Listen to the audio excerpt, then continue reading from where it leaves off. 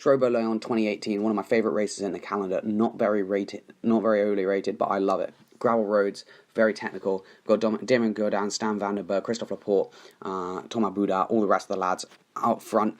40k to go, 30 seconds on the peloton. There's a couple guys chasing from behind. These are the chases. This is now Group 2.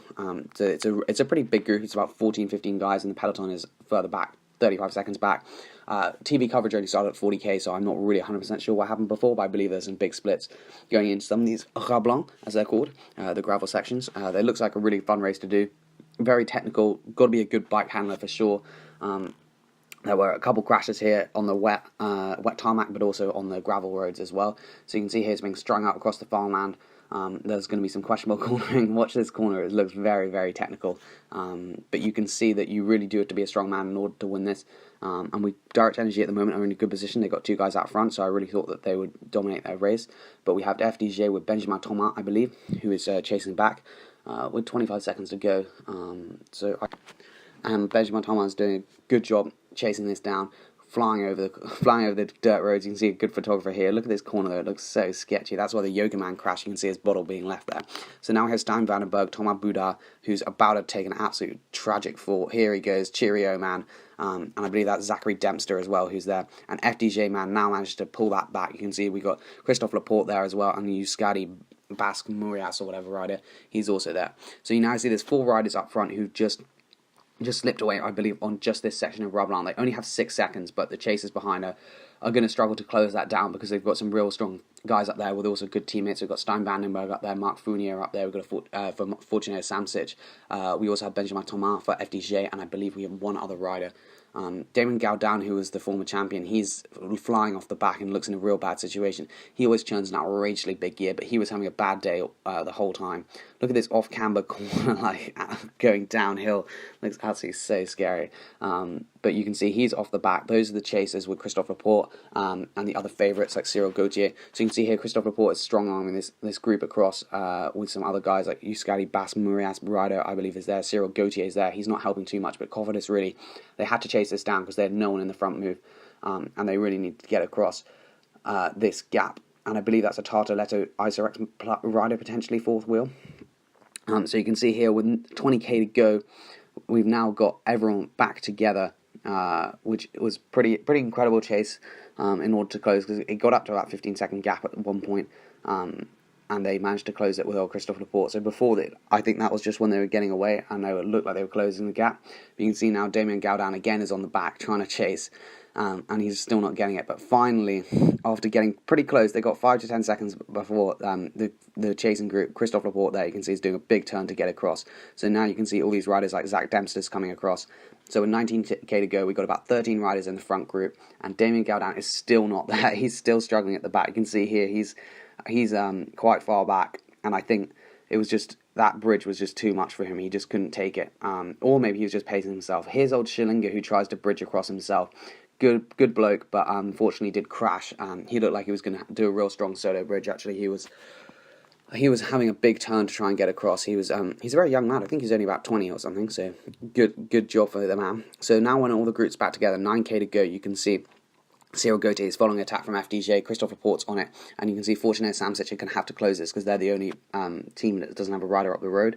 It's very technical. It started raining. A lot of crashes were going on. Delco Marseille also are there. That they need to close that gap as well. So you can see now, finally, Damien Gaudin is in the cars, getting back to the front group.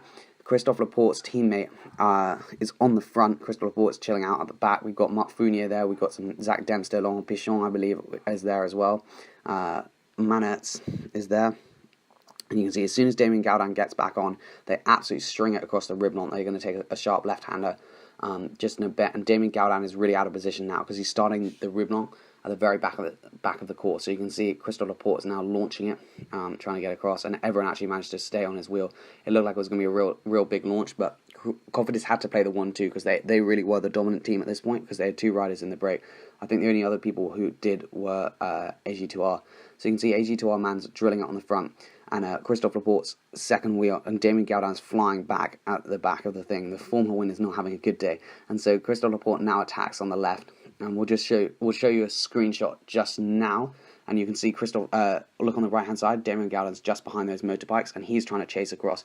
Everyone else is looking like, what is going on? Freddie Backer immediately tries to follow Laporte. Delco Marseille are trying to follow as well, but they just didn't manage to do it, because I don't really know why no one can seem to like work together at all, because there were actually a couple teammates behind, but no one could just actually get organised and chase him.